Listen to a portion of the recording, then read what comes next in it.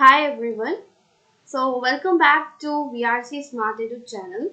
So today we are going to deal with chapter 5 Principles of Inheritance and Variation from class 12 biology chapter 5. Okay, this is part 4 video of this chapter, and in today's video we are going to discuss about chromosomal theory of inheritance. Okay, so it is quite interesting topic and important topic too. So, before this, if you have not watched my previous session, the links are provided in the description. You can go and check it out. So, completely watch my previous session so you will get a clear understanding about all the previous topic. Then you can watch this session. It will be really helpful for you. Okay? Okay, come on, let's go start with today's session. Okay? Yes. So I told that today we are going to start about the chromosomal theory of inheritance. What do you mean by chromosome? What do you mean by chromosome usually? So chromosomes are something like this, right? So it will be having a centromer at the center and it will be having chromatids, sister chromatids at the end. Something like this the chromosome will be. And how many pair of chromosome does a human have? Humans humans Humans have 23 pairs of chromosomes, right? Humans have 23 pairs of chromosomes. Okay, but how many pairs of chromosomes are normal chromosome? Out of that, 22 pairs of chromosomes are normal chromosomes, and one pair of chromosome is called as the sex chromosome, right? Sex chromosome. So, this one pair of chromosome is helping in the during the reproduction time. It is helping. The other 22 pairs of chromosomes are normal chromosomes. Okay, this is a basic information that you all know really well, right? So this is a basic thing you know about the chromosome. So this chromosome is present in nucleus, right? This complete chromosome will be present in nucleus. So now let us see how they have found this chromosome, what happened to Mendel. Okay, all these things we just see. Why Mendel's work was not recognized, all these things we are going to see in this slide. Okay. Yes. Now see here, see chromosomal theory of inheritance. Okay, before going to that, let us know something about Mendel. So we already know that Mendel published his work in 1856. In the year 1856, Mendel published his work in the local daily. Local daily. So where he lived there in the local daily, he published his work, all the sort of what he had done, right, about the pea plant, all that works he had published in the local daily in 1856. So his work was remained unrecognized. You have to join this and write it. Unrecognized till 1900. Till the year 1900, his work was not recognized. He was not recognized for his work. He was not given, his work was not given a priority. His work was not uh, recognized, means his work was not said to be correct. Okay, it was not followed by everyone. Okay, so Mendel's work remained unrecognized till 1900 because of the following reason. These are the reasons why his work is not recognized. Reasons. Okay. Okay. So actually, communication was not easy at that time. So your first point is communication was not easy at that time. If you just see, means his work he had published in 1856. Okay. So see, at that time, the communication was not proper. Nowadays, we have television. Okay, nowadays we have news channels. Nowadays, even we have YouTubes, right? We can publish our own works, what we have done. And we also have many Instagrams, WhatsApp, Facebook, etc. and etc. More number of social medias that we have so that we can publish our work and we can become popular. If you find something very different, okay, interesting things, we can publish by ourselves and we can become popular in one day also. That is possible in nowadays, but it is not possible in those days because those days communication was very difficult. Okay, even if you have to make a phone call, it is really difficult. So in that time he published in a local daily. Local daily means only local people will read that, right? It will not be going for a worldwide consent, or it will not be going for the entire place. Okay, so it will be there for only shorter distance or shorter period, so that his work was not recognized. So communication, one of the reason, very important reason, was communication was not easy. Okay, so he doesn't have a lot of offer to have communication with the people. Okay, non-recognition of Mendel as a scientist. The second reason is, see, Mendel is a mathematician. Okay, Mendel is a mathematician. So, even though he had done the work in biology in case of studying about the pea plants and doing such a lot of things, even though he is not considered as a scientist, especially as a scientist, so his work was not recognized. Okay, this mathematical approach, the third one is, his mathematical approach was new and unacceptable.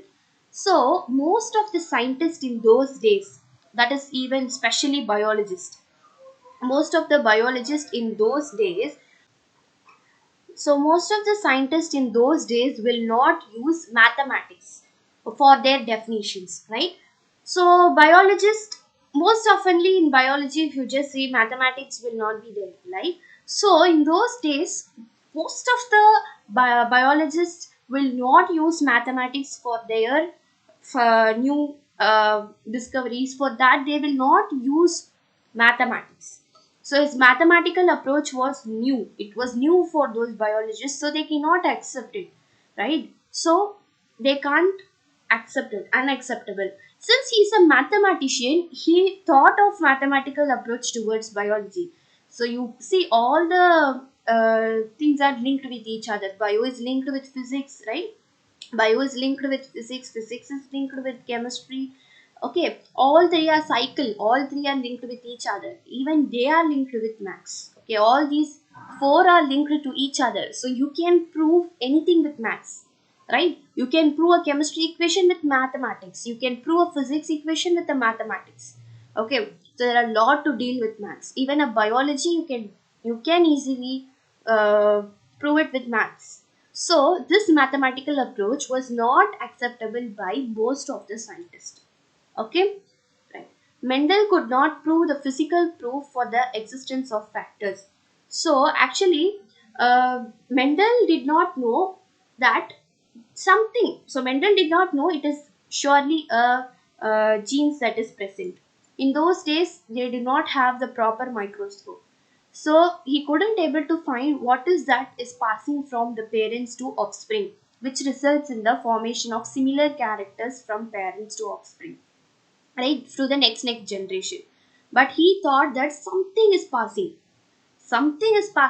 so that could be, he called that as factors. But he could not provide any physical proof or evidence for the presence of factors and what is factors and those things. Okay, because at that time the microscope was not discovered, so that at that time he couldn't able to give the definition for, that is, proper proof for factors. But he told something is passing from parents to offspring, and he named it as factors. Clear? So these are the reasons, these are the four reasons why his work was not recognized in 1856 in those years. Okay, so his work was recognized in 1900 because there came the scientists D. Weyers of Holland, Corners of Germany, and von Tesmark of Austria. These three scientists independently rediscovered, that is, they again performed all the experiment what is done by Mendel. Okay, and they produced the Mendel's result, they also got the Mendel's result. Okay, and they proclaimed his conclusion. They proclaimed his conclusion as Mendel's law of inheritance, that only we studied till now, right? All the three laws we studied. So actually what is that is, these three scientists again, that is, who is that, the three scientists, these three scientists, one test mark. These three scientists again performed the experiment that is done by the Mendel. They rediscovered the Mendel's result and they gave the conclusion for the Mendel's result as the Mendel's law of inheritance. So after they done these experiments after the discovery of the microscope, so then they can able to identify all these things, so that later only his work was recognized in 1900s. Clear? Yes. So now coming for the discovery of chromosomes. Clear? So what we are going to study in the discovery of chromosomes is how the chromosomes was discovered. See, first initially what happened is, see, after the discovery of microscope, what happened? Scientists just took a cell. Okay, so they observed the cell division. Okay, they observed the cell division. So cell is dividing into itself into two cells. One cell is dividing and producing two different cells. So the cell division you already learnt in your previous class. There are two types of cell division is available. One is mitosis, another one is meiosis. Right? There are two types, mitosis and meiosis. So uh, in that, while the division of cell, what happens? First, nucleus will divide. Okay, nucleus will divide each other. Okay, and what happens then? Cytoplasm will divide each other. We have karyokinesis and cytokinesis. Karyokinesis is division of nucleus and cytokinesis is division of cytoplasm, right? So in that way only your cell division will take place. At that time they discovered the double structured thing that is appeared in the nucleus. Something like double structured thing that is appeared in the nucleus and divide. It divide just before the cell division. They also get divide before the cell division, and that is called as what? That is called as chromosomes. Later they found out the thing called chromosome. So you can able to see this is chromosome, right? So these are the centromer, and this part is sister chromatids. Sister chromatids, and these are the centromer. Okay, you can able to see that these are homologous chromosome. Homologous chromosome means same chromosome. You can able to see that homologous chromosomes. These two are getting joined. Homologous chromosomes. These are also. So homologous chromosomes. So after DNA replication, you can able to see. Replication means nothing but duplication. So duplication. So duplicating something is called as replication. So after DNA duplication, you can able to see that two chromosomes, that is sister chromatids, are present at either sides. Clear? Right, centromer will be situated at the center. So based on the position of the centromer, the different types of chromosomes also we studied in our previous class. Right? Yes. So now let us see in detail things. Okay. See. The chromosomal theory was proposed independently by Walter Sutton and Theodore Boveri in 1902. Actually, this chromosomal theory of inheritance is proposed by these two scientists. You have to remember the name of these two persons. Okay, Walter Sutton and Theodore Boveri. In 1902, the year is really important here. This year is really important here. Okay, you have to remember it. Walter Sutton and Theodore Boveri proposed that the pairing and separation of a pair of chromosomes during meiosis lead to the segregation of a pair called factors. So what happens is pairing and separation of the pair of chromosome. So usually if you see means meiosis will occur. Mitosis. I told two types of cell division are there, mitosis and meiosis. Right? So mitosis happens in the somatic cells. Mitosis happens in the somatic cells. What are somatic cells? The normal cells that are present. The normal thing. Okay. So normal cell division will take place, right? There mitosis will take place. Okay. But in the damaged cell, okay, or destroyed cell, there and all mitosis will take place. Meiosis will take place in the germ cell or the gametes. Okay, meiosis will take place in the reproductive cells or gametes or germ cells. Clear? So when you have, see, two chromosomes will be present. Okay, two chromosomes will be present. These are the two chromosomes, right? Imagine this is X chromosome, this is X chromosome. So out of that two chromosomes, in the meiosis purpose, what will happen? The sex chromosome will only. So I already told 23 pairs, 22 pairs are homologous chromosomes, that is normal chromosomes, and one pair is the sex chromosome, right? Already I told this. So, in this case, what happens is this one chromosome I am talking about. Always you just see chromosomes will occur in pairs. Chromosomes will occur in pairs. So, that only we call it as 23 pairs, right? So, how many chromosomes are there for us? 43 chromosomes are there. So, 23 pairs. Out of that one pair you have just seen here. This one pair is XX chromosome. This is from mother. Okay, this is from mother. What happens? When these XX chromosomes are there, only one X chromosome will move. Either this one or this one. The probability is 50% chance is there for each and every chromosome. There are 50% of chances are available for each and every chromosome. Okay, so this chromosome is also having the 50% chance, and this chromosome is also having the 50% chance. So there are 50% So what happens 50% also? Only one chromosome will move. So this is either this chromosome or this chromosome will move. Clear? So during the meiosis. So meiosis will occur in the germ cell. I told the segregation of chromosomes will take place. Then they will pair. Okay, here then they will pair. Then from mother one chromosome will come, and from father one chromosome will come, and the pairing of chromosome will take place. Right? Pairing of chromosomes will take place. Okay? This leads to the segregation of pair of factors. Clear? Factors are nothing but genes. Certain united chromosomal segregation with Mendel's principle and called it as chromosomal theory of inheritance. So they found that how chromosome is acting, how chromosome is working. He joined it with Mendelian's principle. Mendelian's principle is law of segregation, that he combined it with Mendelian's principle, and finally he gave it as chromosomal theory of inheritance. Finally, they gave it as chromosomal theory of inheritance. Clear? Okay. Now let's move to the next. Right. Okay. So now, if you just look after here.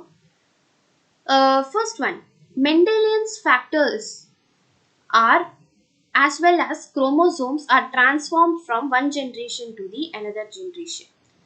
So, yes, of course, right? Mendelian's factors, what he told about factors are something that is passing from parents to offspring. So parent is one generation, means it is passing to the another generation. Offspring is the next generation. From one generation to the another generation, what is happening? Mendel's factor is passing from one generation to the another generation. Similarly, the chromosome is also passed from one generation to the another generation. I told, no, we have XX chromosome and XY chromosome. So one of the chromosome from mother is passed to the next generation, and one of the chromosome from the father is also passed to the next generation. So transmission of chromosomes are taking place from generation to generation. Okay, the chromosomes occur in homologous pair. Okay, so chromosomes are already we saw in that picture, right? See, homologous chromosomes. So always chromosomes will occur in homologous pair. Clear? Homologous pair. Okay. Genes also occur in pair. Right? Genes also occur in pair. The pair of genes is called as allele. Right? So genes also occur in pair. The pair of genes that is occurring is called as alleles. Okay. Then both chromosome, a gene segregate at the time to gamete formation in such a way that gamete receives only one chromosomes and similarly one allele of the each pair. We already studied, right? So we already studied when you have capital T. What is this allele? During the gamete formation, what happens? Only one gamete is passed. Only one allele is passed to the gamete. That is capital T means one. Similarly, capital T, small t, if you have, what will happen during the gamete formation? Only one allele will be passed. Either capital T will be passed or either small t will be passed. Only one allele will be passed to the next generation. So, That is what they are saying in case of alleles. Only one allele will be passed to the next generation. Similarly, what happens is, in case of chromosomes also, you have XX chromosomes and XY chromosomes, right? Similarly, in case of chromosomes also, XX chromosomes and XY chromosome. What happens? Only one chromosome will be passed to the gametes. Here also only one chromosome is passed to the gametes, either X or Y. Only one chromosome is passed to the gametes. That is what the third point states. Different pairs of chromosome segregate independently of each other. Similarly, one pair of alleles segregate independently of each other pair. So that is, when these alleles segregate, we can able to see that there are two alleles segregated, capital T, small t. Let us take an example of this allele. Okay, capital T, small t. So capital T will not be dependent upon the small t, or small t will not be dependent upon the capital T. Both are independent of each other. Both will have the chances, 50-50 percentage of chances of getting into the offspring. So both are independent of each other. Both will not depend upon each other in case of alleles. Same in case of chromosomes also. Both the chromosomes X or Y, or Y or X, both X chromosomes, both will not depend upon each other. They are independent of each other. That is what the fourth point states. Okay, that is what the fourth point states. Next, the fifth point, fusion of two gametes bring about the diploid chromosome number as well as the alletic pair in the offspring. So actually, while it is splitting, how it will be splitting? It will be splitting the 23 pairs. One pair is splitting into two different types of things, right? That is X chromosome and X chromosome, it is splitting. And only one X chromosome is moving to the offspring. So only one X chromosome is moving to the offspring. Here also only X or Y, only one chromosome will be moving to the offspring. So when these two chromosomes fuses, that pair will be, what happened? That pair will be regained. Complete pair will be regained from two of the parents. So therefore it is called as diploid chromosome, 2n chromosome. After the fusion of two gametes, it brings the diploid chromosome in the offspring. Similarly, in case of alletic pair also, you have capital T, small t, the divisions you have, right? Capital T, small t. In that division, if you just check it out, while it is dividing the capital T, small t, when it is joining, it will make the offspring as capital T, small t, or capital T, capital T. Your offspring will be like that. So both of the alletic pair, while from one parent and another parent, when gamete is combined, during the fusion of gamete, it will bring the diploid chromosome number. Clear? This is the 5 points of chromosomal theory of inheritance. Clear? Right. Now moving to the next, chromosomal theory of inheritance states. What does it state? See, chromosomes are transmitted from parents to offspring, the same that we have studied, but in easy manner we are going to study it. Chromosomes are transmitted from parents to offspring. So from parents, whatever the chromosomes are there, it is passed from parents to offspring. Both the parents will give their chromosomes, right? Okay. So about this complete information about the passing of chromosomes, how the chromosome will pass, so that we will be studying in our upcoming parts. Okay, we will be studying it under the sex determination in case of humans. We will be studying there. Okay.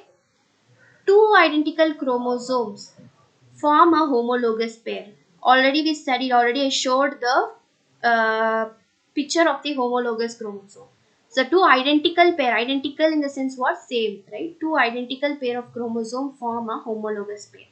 Genes are present in a linear fashion on the chromosome. Linear fashion means, see, if it is a chromosome, see, if this is a chromosome, these are the chromosomes.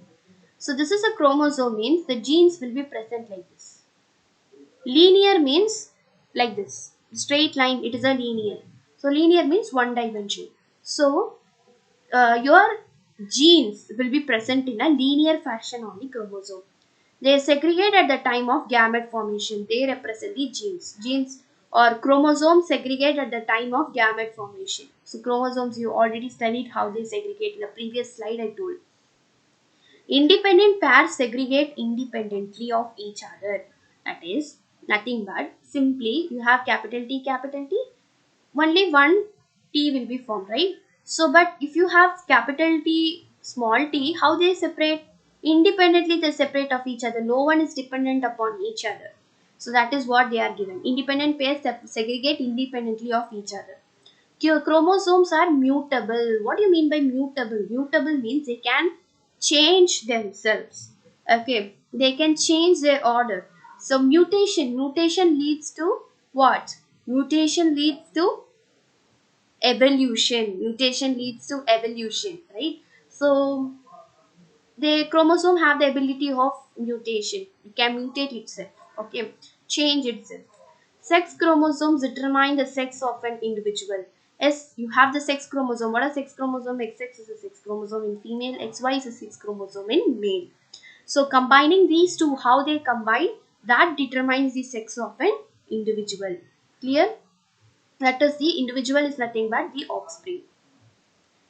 Offspring. Clear? Okay. Okay, now we are going to see about the Drosophilia melanogaster. Okay. Drosophila melanogaster. What is this Drosophilia melanogaster? It is a fruit fly. Fruit fly. It is called as fruit fly. Okay. So here we have two different types of sexes are available. One is the female. So this one is the female and this one is the male. Okay. Two different types are available, female and male. So if you see here, why we are going to use this fruit fly means, see, Thomas Hunt Morgan proved chromosomal theory of inheritance. Till now we studied about what? Chromosomal theory of inheritance, right? The traits are passing from one generation to another, how chromosomes are acting, all these things we studied. So that he explained it using the fruit flies. He explained the chromosomal, or he proved the chromosomal theory of inheritance using the fruit flies. Okay, he used it. That is Drosophila melanogaster. He used this and he proved about the chromosomal theory of inheritance. So the reason why he took these, this is a very small fly. Okay, so why he took this? The reason why he took this is, first reason is it breeds very quickly. The breeding period of it is very quick, so that we can get a large or many number of fruit flies we can get. Okay, many number of fruit flies we can get it. And short generation, its life cycle is about 12 to 14 days only. So it very short generation of time it can produce. So life cycle is for 12 to 14 days, so that he used this. Breeding can be done throughout the year. So for the year you can do breeding. Okay, so that he chose this. Hundreds of progenies can be produced per mating. So hundreds of progenies can be produced. What is mating? In a sense, it is sexual intercourse, right? Sexual intercourse. So okay, so it can produce hundreds of progenies, so that it is selected. Okay, they can grow on simple synthetic medium. So simple synthetic medium, very simple setup is necessary. It is necessary for growing. So we no need to go for much complex setups. Male and female are easily distinguishable. Okay, so you can easily distinguish between male and female. So variety of differences you can able to observe between male and female, so we can easily describe and distinguish about the male and female. So these were the reasons why he selected this fruit flies, Drosophilia melanogaster. He chose this for these reasons, and he proved the chromosomal theory of inheritance using these fruit flies. Clear? Yes. Okay. So finally we are at the end of the video. Thank you so much for watching this video. If you like this video, kindly subscribe our channel and click the bell button for notification. Follow our channel for future notification. Surely the next few parts will be uploaded. So be in touch with us. Till then, bye.